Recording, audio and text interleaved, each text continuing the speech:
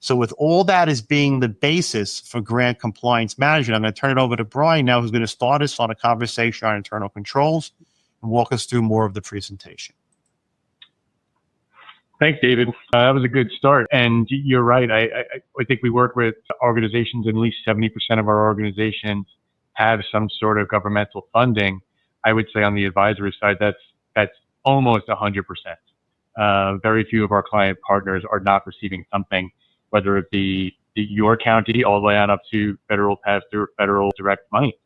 And that's why when I look at the title of this presentation, which is a growing risk for nonprofits, I think this is a tale that's as old as time, right? It's been a challenge and an inherent risk for any organization the minute they got a grant, and the minute that they've received that grant letter and said, okay, what do I do next to make sure that we're compliant, that we're going to get it next year, and that we're going to use all of the money that we are being awarded for the right reasons, and just overly continuing the process and scaling out an organization based on that. So one of the the key to that is internal controls.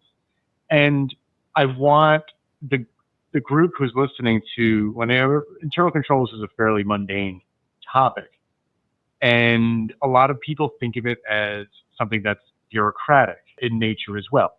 Not necessarily true. If it's done properly, if it's set up initially, your framework is set up initially, it does not have to seem bureaucratic. It does not have to seem like there's inordinate amount of oversight going on. If something is done properly and efficiently and continued, and I think that's one thing we talked about in the earlier slide, consistently treated. And that goes with internal controls as well.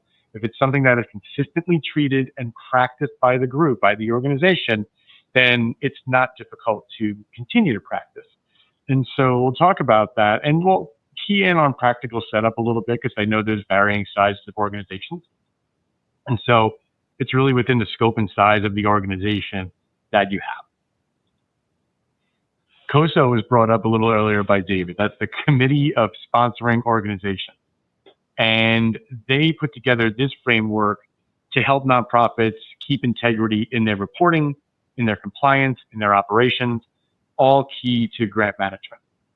And so the 5 areas of the framework that are applied to grants are right here: control environment, risk assessment, control activities, information and communication